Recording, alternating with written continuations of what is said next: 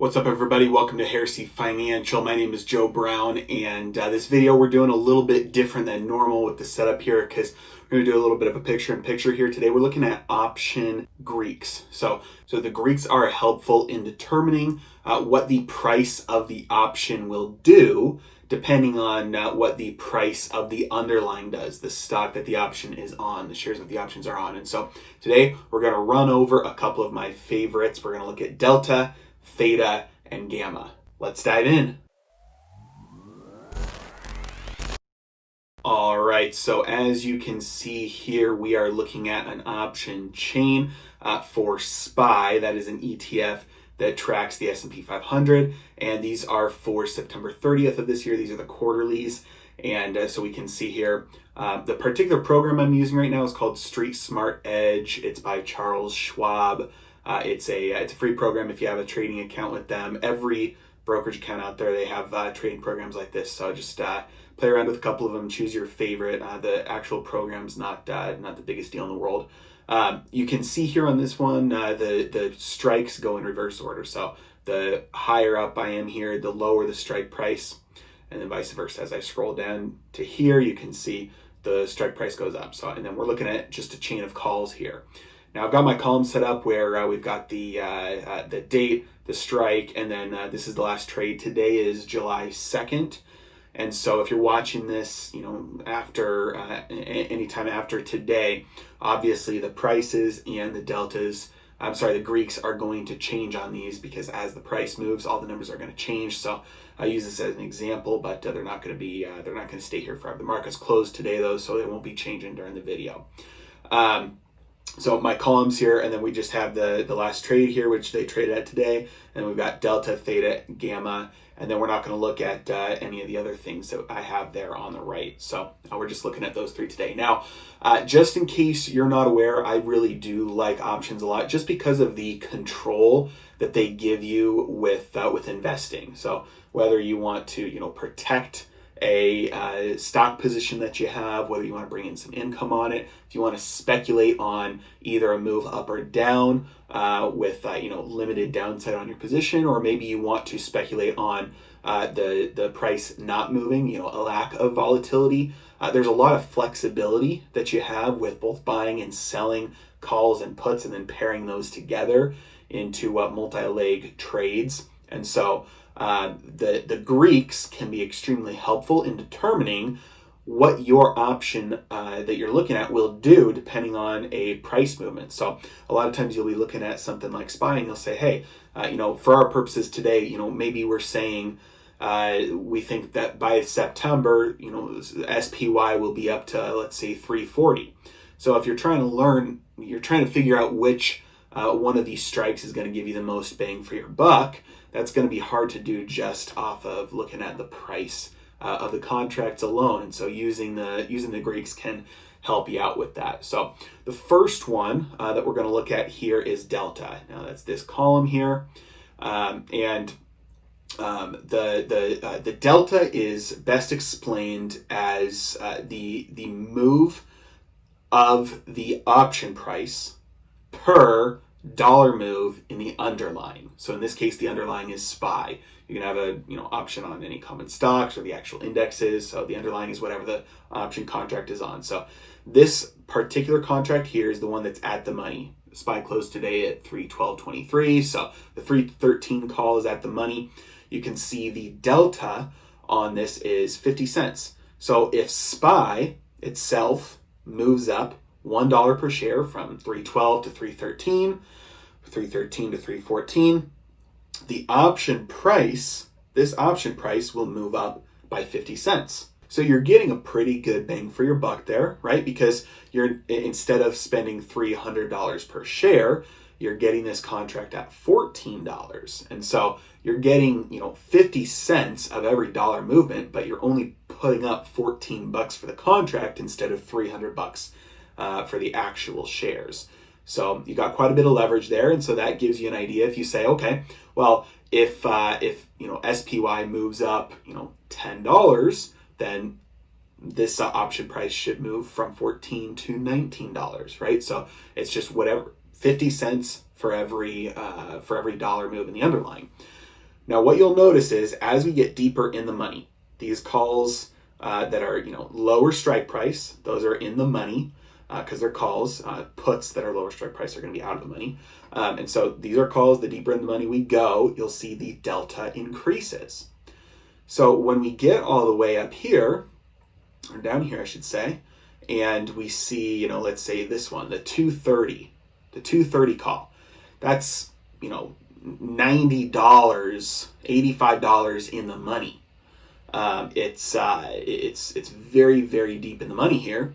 And so because of that, you're getting almost a full dollar for dollar move on the share price for the contracts.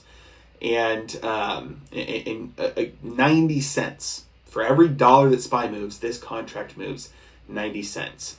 Now, this one doesn't have a last trade, must not have traded today. So we'll come over here, we'll look at the bid and the ask. And so you can get this thing for $84. Now, that's expensive because remember with options, you have to multiply by 100. So you buy this thing, it's going to run you, one sec, let me pull that up.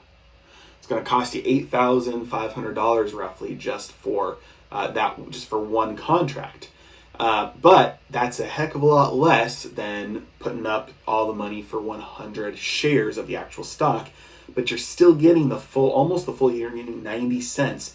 And you can go even deeper and get even more than that. Like go down here to get the 185 call, 94 cents for every dollar movement. So this is called the stock replacement method. When you buy a call that's really deep in the money like this, you're going to get almost a dollar for dollar move in the price.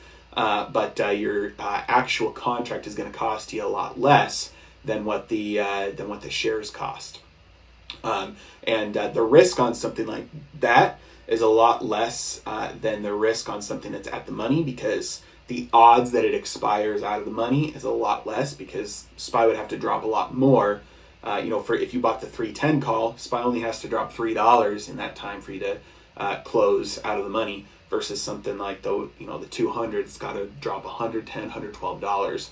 And so the chances of it staying in the money by expiration are a lot higher. So the deeper the money you go, the more dollar for dollar, the more move you'll get per dollar from the underlying. And the converse is true as well. So the higher you go, the lower that delta will be. So this this 380 call, if SPY moves up to $1, you're only going to get 2 cents added on to your contract price. It'll go from 29 cents to 31 cents. It's not a lot.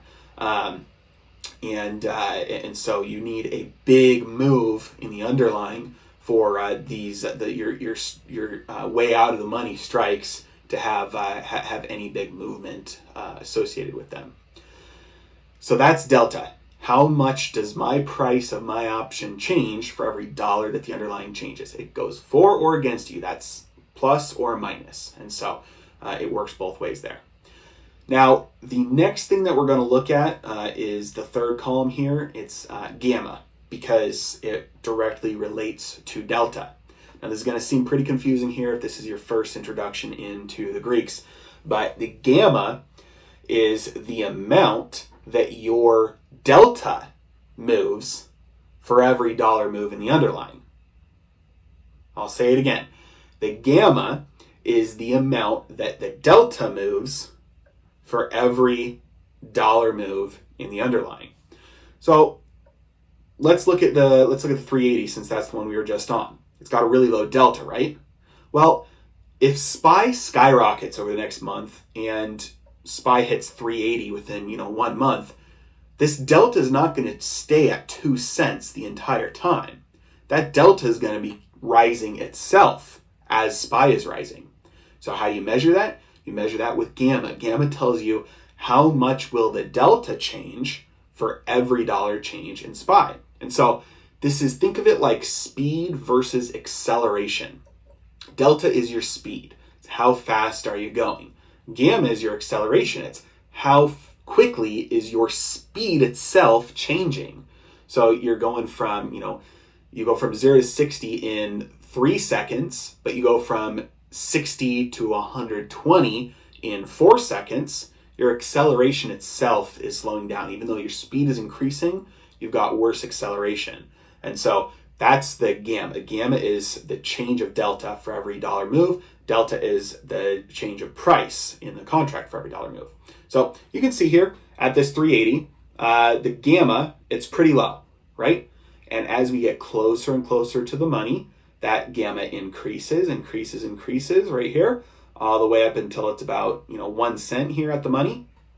And so, and then we continue to go deeper in the money, and look at that. Gamma actually starts to fall again.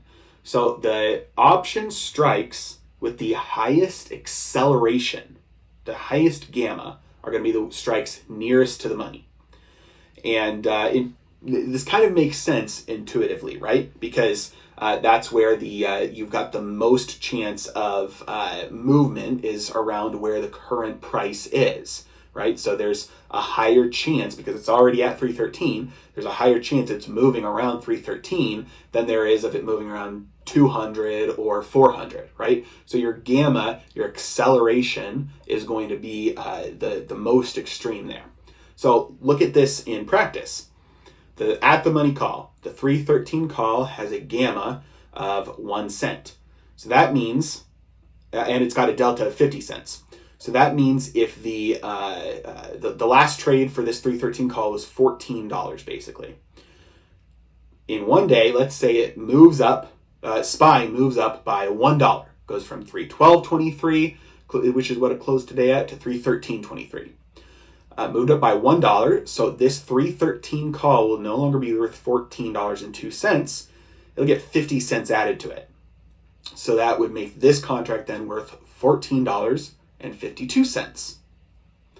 Now, the delta on this call will not stay at 50 cents because the delta itself has to change, because now that call is in the money by $1 instead of being at the money, right?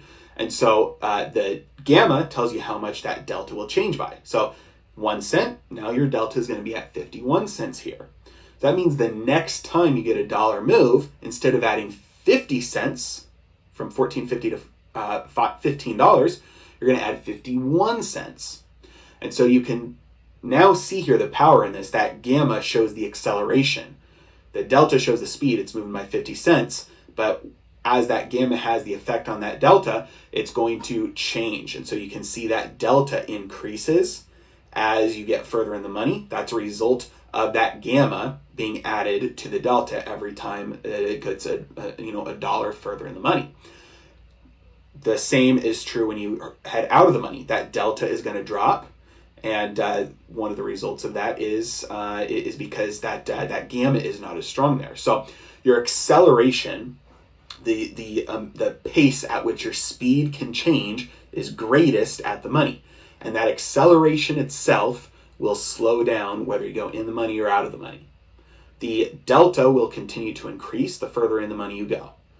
So if you're trying to find something that's going to give you the most bang for your buck in terms of delta and gamma, you're going to want something that has, the acceleration can still build, but something that's not so far away that you don't have the time to actually get that speed up. So you have to look at how far am I actually trying to go? How long is my runway? Because if you have 100-mile runway, it might make sense to hop in an airplane. The initial acceleration is going to be a lot worse than a Lamborghini, but you'll end up getting to that end destination a lot faster because your top speed will really take out any initial advantage that Lamborghini has. But if your runway is only 400 meters or something, it's a really small runway, you're going to want that Lamborghini because you don't have that much. You want the really fast acceleration at the initial speeds. You don't care about the top speed. And so if you think by September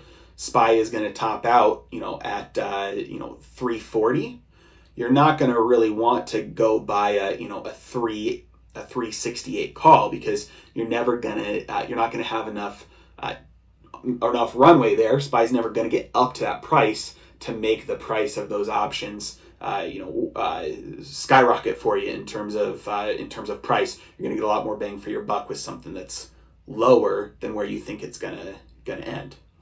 So that's delta and gamma. Gamma influences how fast delta changes. Delta influences how fast your price of your option changes for every dollar move in the underlying. The last one here that we're looking at is theta. Now, theta is the amount of price, the amount of value that your option loses every single day, because these are contracts with expiration dates. And so the contract is worth X amount of dollars, and every day that goes by, you're going to be losing some of that value because the chance of that contract becoming more valuable is deteriorating every single day that goes by up until expiration date when it's all over. So you can look at this one, the 310, that's a couple dollars in the money, and it's worth $15.86. Now, that one is a couple dollars in the money, not a whole lot in the money, just by a couple of dollars. So the intrinsic value of this contract is the exact amount that it's in the money by. Any option contracts that are out of the money, have no intrinsic value yet. You can only have intrinsic value once you're in the money. Any amount of the price that is not intrinsic value is time value. So out of the money options are made up 100% of time value. And you can see that here. This one is, $14. It's out of the money by 75 cents. And the time value here, $14.55. Now that's the reason why those numbers are different is just due to the market being closed and errors and changes in calculations on how those numbers are being presented there. But the time value and the price of the contract are the exact same for options that are out of the money. Once you get in the money, some of the value, some of the price of your option is going to be made up of the actual value that's there, the amount that you could buy the stock price at per the contract and then sell those shares at on the open market. That's the intrinsic value. It's the value that's there intrinsically right now.